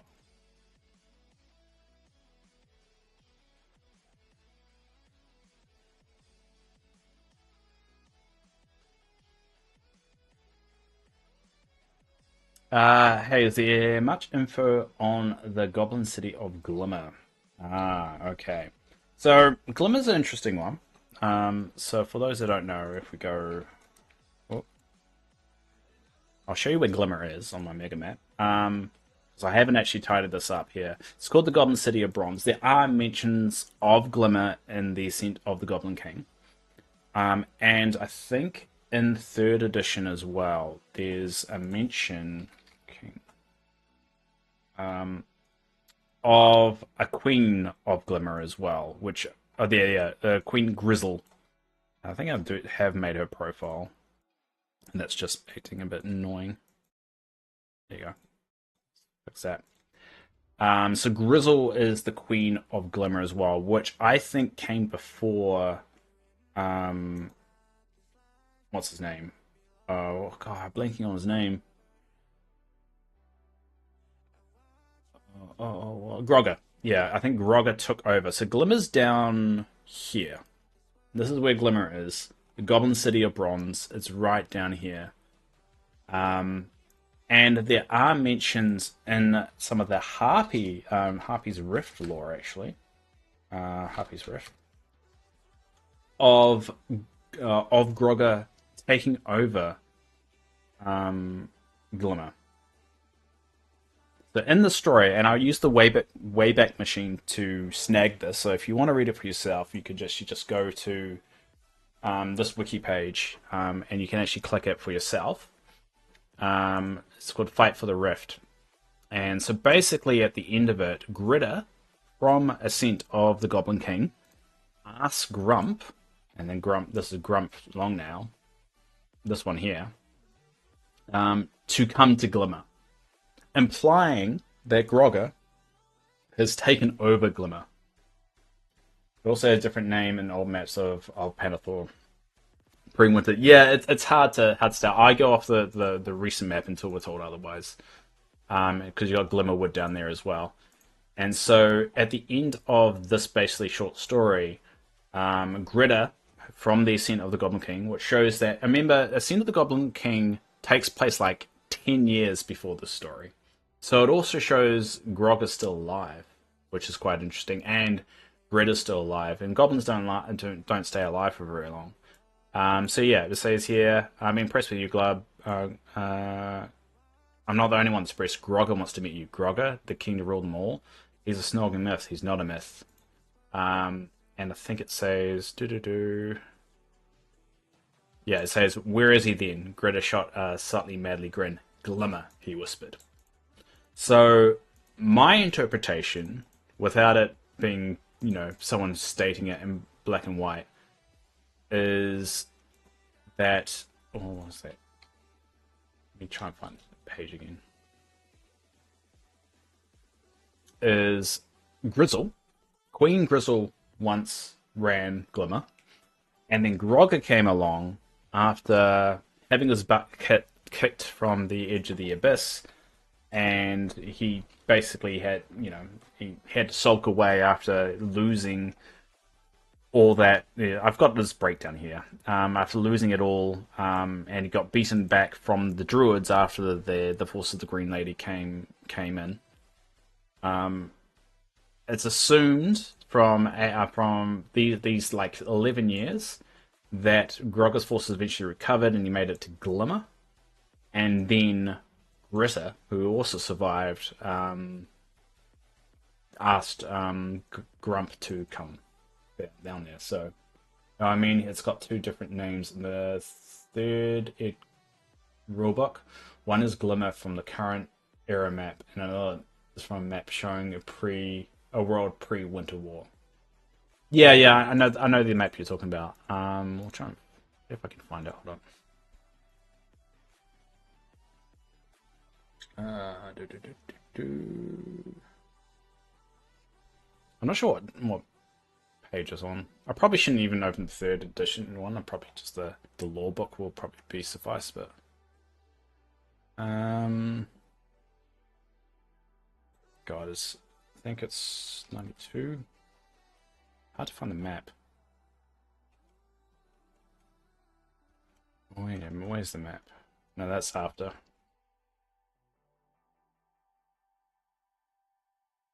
I had the map uploaded to the wiki and then I broke it. We're just doing it this way. See if I can. Can't really. So yeah, I don't know where Glimmer. Oh, yeah, Glimmer's there. It's in the same spot though. It looks like Glimmer's in the exact same spot. So if we go there and we will look up to here, go there. It's kind of in the same spot. So you got Naxxramas of the Dead there, and you got Naxxramas of the Dead here. So you got Glimmer here. So it's the same thing. Just Glimmer's been around for a while. So this queen that we referred to, because goblins are notorious for not living for very long. So it could be the fact of the queen died a while ago. Um, but yeah, over here.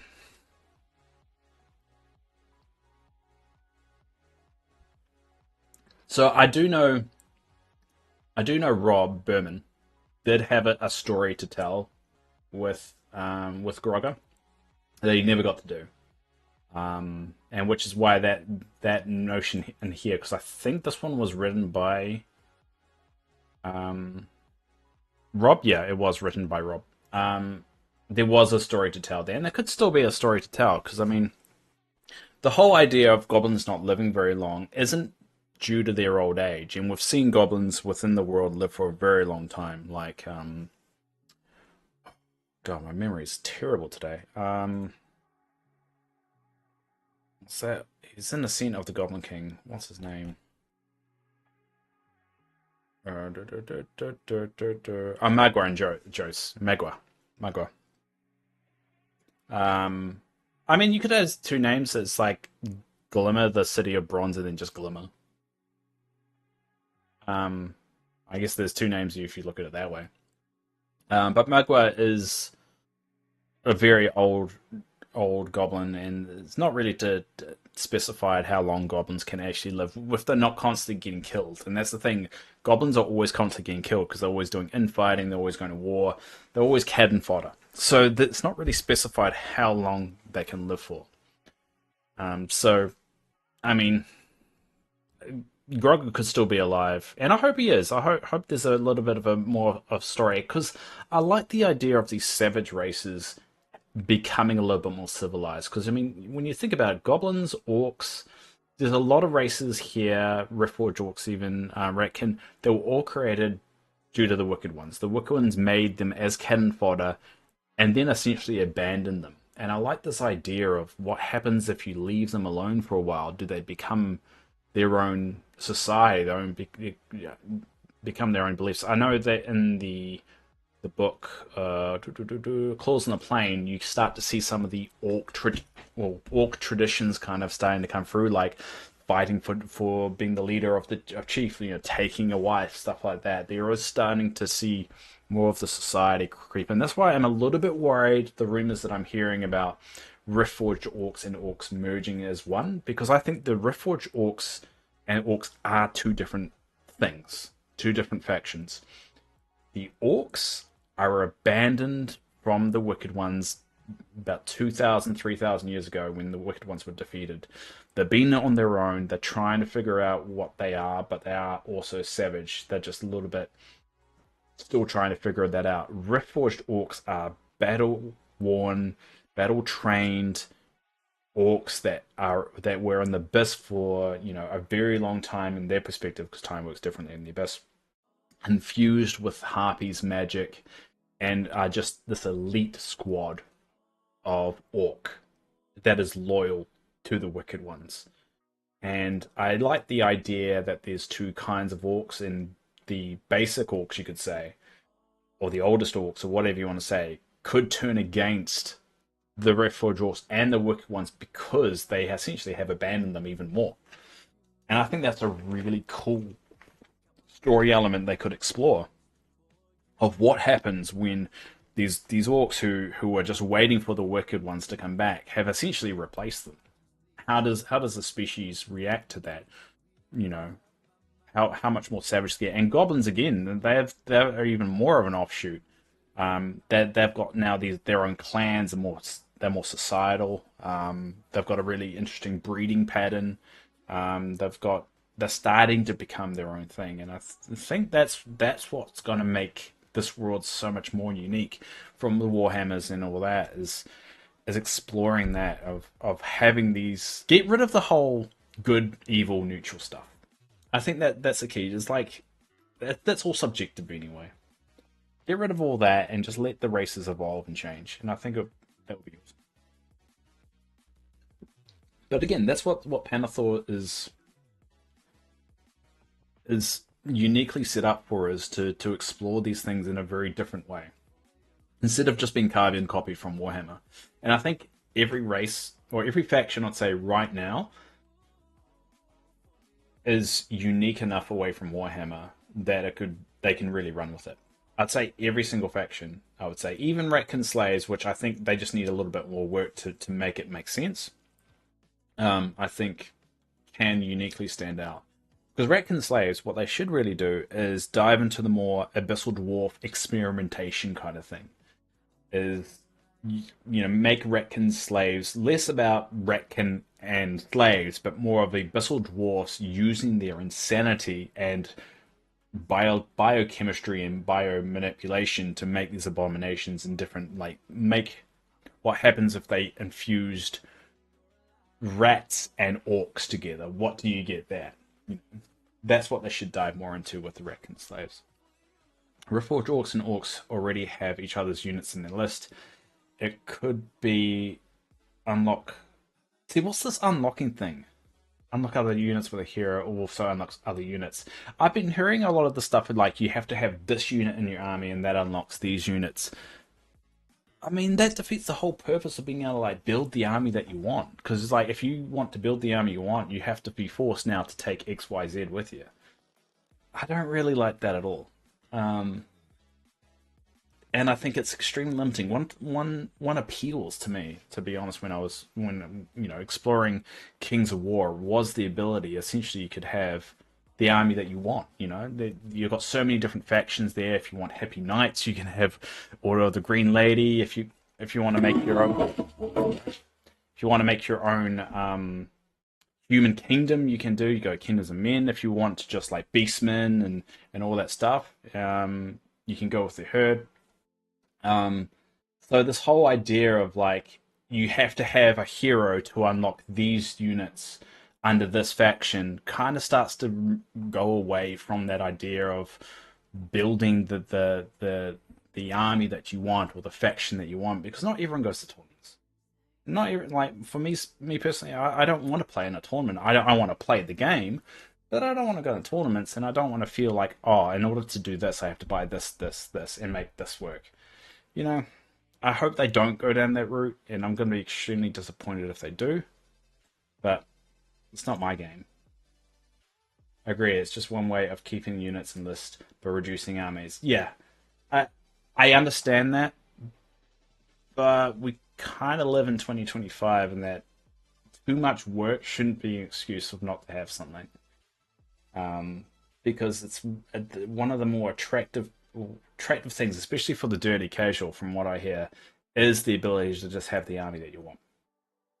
And I think the more restrictions you put on it, especially nowadays, the less people are going to play, because people don't want that anymore. People want the freedom of choice to be able to play the game they want. To be honest, I think all the talk about removing factions being entirely community general. Of course it is, because well, no one no one's official has said anything. I don't think Mantic has said anything about cutting down faction list.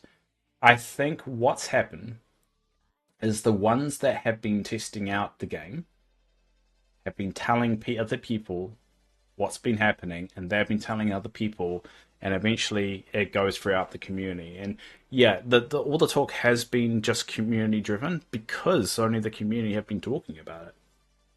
I mean, I don't understand what's stopping Mantic going, hey, we're not reducing factions. Don't worry. That would kill that conversation straight away. But if they can't say that, it means that they are going to cut down factions. I think the disappointing thing is it will feel like they're putting restrictions on your army builds. And yep, that may work definitely in the competitive scene. Go nuts. That makes complete sense if you have like a competitive thing list and kind of way you do things. But from a casual point of view, if you want to play by the rules, you're gonna have to start breaking them. And I don't know. You know, I used to feel the same until I heard Ronnie say he owed nothing to armies they do not make figures for comic skimming. Yeah, exactly. I think that's a little bit disingenuous and kind of unfair to those that have built their armies around the King's Award rule set using proxies and so forth. Yeah.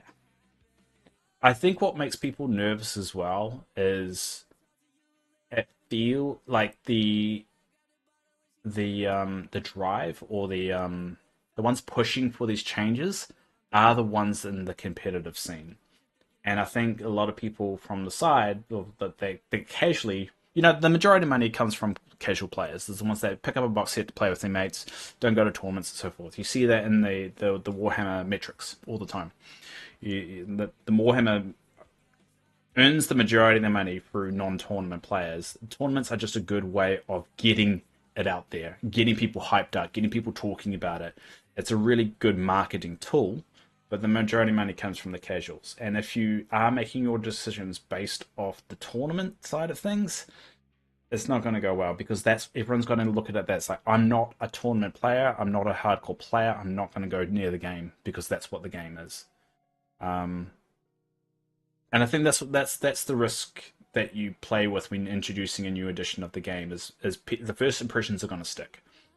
And if it feels like the biggest change from third to fourth is cutting down factions and making it more restrictive, I think from just a marketing point of view, that's not going to go down well, especially how there'll be so many articles written about it.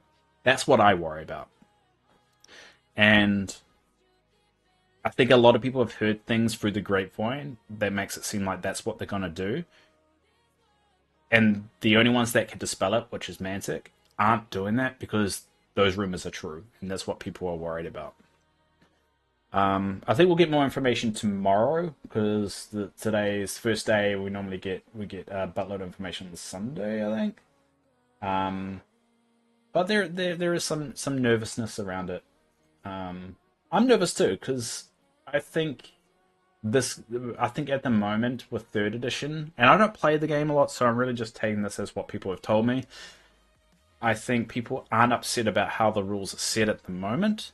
They're upset for the lack of support around the established rules about models and tweaks and so forth. They're not looking for a huge fundamental shift in how the game's played. And with the command dice and other things that have been said in other meetings and so forth, or not meetings, so podcasts and other things, people are a bit nervous that that's what's going to go. I'm a competitive player, but I do not want to see any changes that loses players discourage new players. Exactly. You want to open more doors, you don't want to shut them. So I think the notion of people are going to be more restricted in their army lists might be off-putting because that'd just be a headline. And like you could break it down to the fundamentals of why they're doing it. You can justify it and all that fun stuff. People aren't going to care about that. This is 2025. They're going to care about the headline. The headline is third edition. Mantic is now restricting what units you can have in your armies in fourth edition. That's going to be something that people are going to grasp onto because that's people like anger more than positivity on the internet. And so I hope that's not the case. I hope they're just going, all right, you know, and I don't know. It feels like that's what if they introduce command dice on top of that. I don't know, man. I don't know. I love the lore though, so I don't know whether I would really care. I don't know how I feel about all of a sudden within the lore these factions disappear. That feels a bit weird. Of like you never mention free dwarfs again because they're no longer a faction. So all the supplements that are released always refer to dwarfs, not free dwarfs and all that stuff. From a lore point of view, I'd be bummed out if they do retire some of these factions and just never mention them again. But I do know that a lot of the lore that's coming up was written by Clint, I think it is. Where is his name? Where is he? He wrote the Rise of Celestians. So you wrote the Rise of Celestians and the Four Celestians. Yeah, Clint. And he's a good guy. He's going to come on the show when the Four Celestians come out. He's running a lot of the lore, so I'm hoping that it all makes sense. I'm just worried they're going to pull a Dungeons and Dragons where 4th edition sucked, and everyone revolted and stick with 3.5 edition. That risk it pulling a Dungeons and Dragons, and there's no doubt they could pivot and revert a lot of the changes, and it's not unheard of for Mantic to release a new edition and then release a supplement that reintroduces factions. I mean, we saw that with 3rd edition, right? Let's go. So with 3rd edition, we had 3rd edition, and then we had Uncharted Empires, which reintroduced Ratkin. It reintroduced the Brotherhood, but split them up. It introduced free dwarfs for the first time, even though free dwarfs were mentioned from the very beginning. It was something probably Ronnie Howe probably had in his head for a while. We had salamanders, we had Sylvian Kin, we had the Herd. All these were reintroductions as well. Now, I wasn't around that time. I'm not sure whether these were reintroduced because of Backlash, because they weren't included in 3rd edition, or did they just need more time to refine it, or... Well, I don't know. I wasn't around during that time, so... It'll be interesting to know a little bit of the history behind that, because if I ever get Ronnie or Matt on the podcast, I'm gonna dig deep into that and like why, how come decisions with the Shining One, the Wicked Ones, where did that come from? Did you just want to make things simple of good and bad, and how did that fall through? So yeah, these are all the factions currently, all on my screen.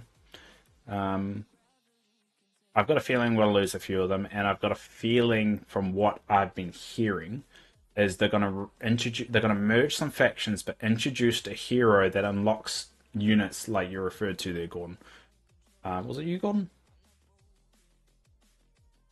Uh, I think it was you, Gordon. Yeah, it was you, Gordon. I think they're gonna do something like that, which I think is pointless because not only are you restricting your players and what they can play on the table in terms of building the armies that they want, you're also making it pointless to merge the factions. Like, what's the point? If you just gotta merge the factions, but then just make them sub factions anyway, just with the selection of a unit, what's the point of even doing it in the first place? Just leave them separate.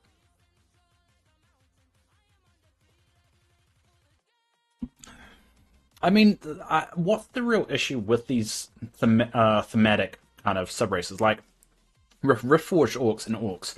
What's the issue of keeping them separate? So I'm a bit confused of why do this move to say there's less factions, but in reality, you're not really making less factions. Because if you are using a unit to unlock other units, you're essentially making sub factions within factions, which is basically you're merging a faction just to make a sub faction, which is what it already is already.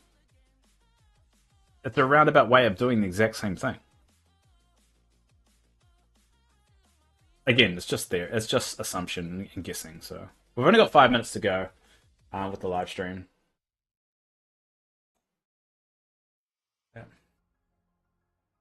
Yeah. Looks like there's 8 people waiting in there. I'm gonna have to try and figure out a way to kind of move this. Refresh it.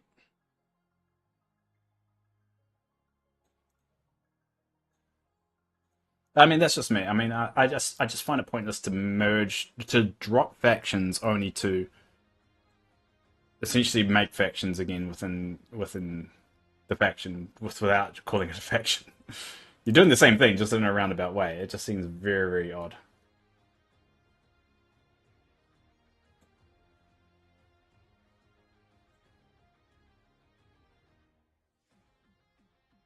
It's purely a number of armies and updating them all. Well, I mean, if it's purely that, they're not achieving anything by what they're intending to do. Because if they merge the factions only to cause sub armies within those factions, there's no point. You're only doing it for a very cosmetic. You're basically kind of being manipulative in a weird way. You're like saying we've reduced the amount of factions, but you haven't really. You just from a cosmetic point of view, yes, you have reduced it, but from a reality point of view, you haven't. I don't know. Again, this is all speculation. This is all just assumption and guessing. I mean, I could be 100% wrong. I probably am, but I'm trying to find where it is.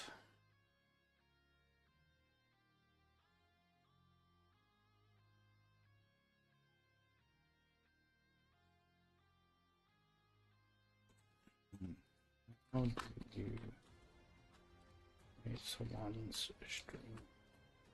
Trying to figure out how to do this. I think they'll just try to reduce the armies but not delete units. So if you lose a human faction, you can still use your units for another human army. I think it's just going to leave a bad taste. I think that's how it's going to feel, and sadly, people act on emotion rather than logic when something happens. So I understand the intent. I just don't think the perception is going to be the same. I think the reality is people kind of feel like they're losing their faction, even though technically they're not because they're being merged. I think just don't. Um, or I mean, they could have a really good explanation for it, but they're gonna have to do some good PR for it. And unfortunately, based off what I've seen, Mantic aren't great with PR. They seem to fumble a little bit. Okay, I'm trying to figure this out.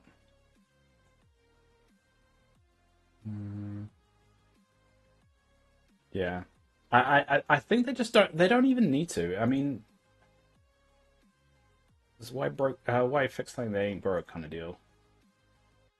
Uh, Trying to figure out how I dump the stream. I'm gonna think. Mm,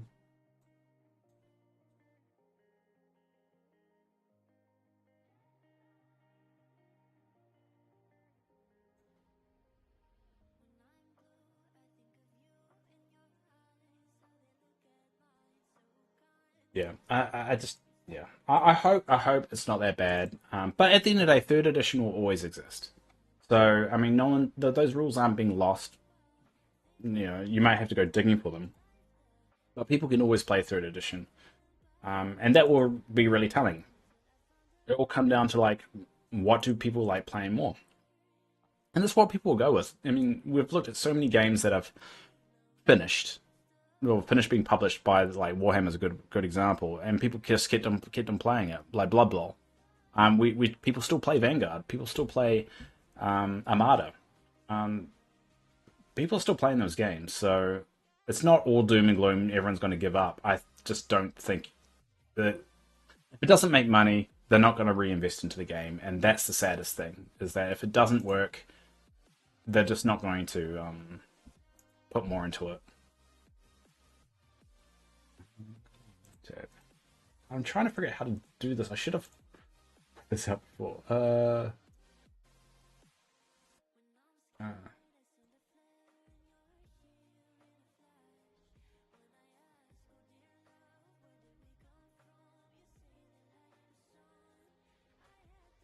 oh. Well, I'm not going to be able to drop it into the other stream, but we're going to be ending it in. Oh, actually, we'll switch over to here. It's because we're watching it anyway. So we'll wait until the stream starts, and then we'll leave things. And while we do that, I'm going to try and figure out how to actually drop the stream into it. Oh, there we go. So we're gonna. There must be a way because it says I can just redirect people, but I don't really know how. Not as intuitive as you think it would be.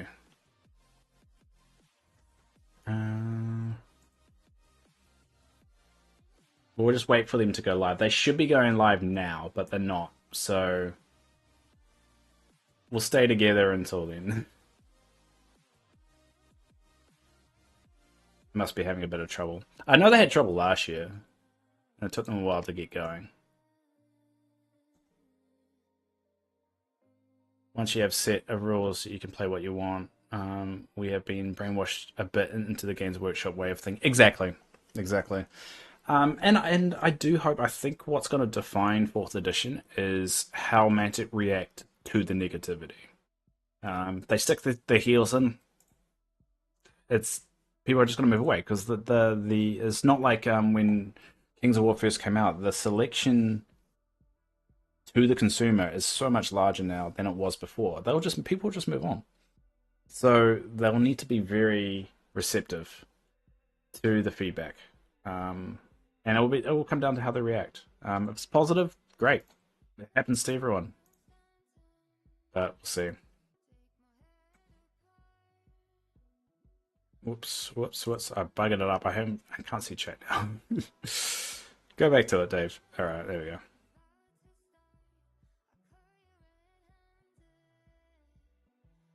Whoa.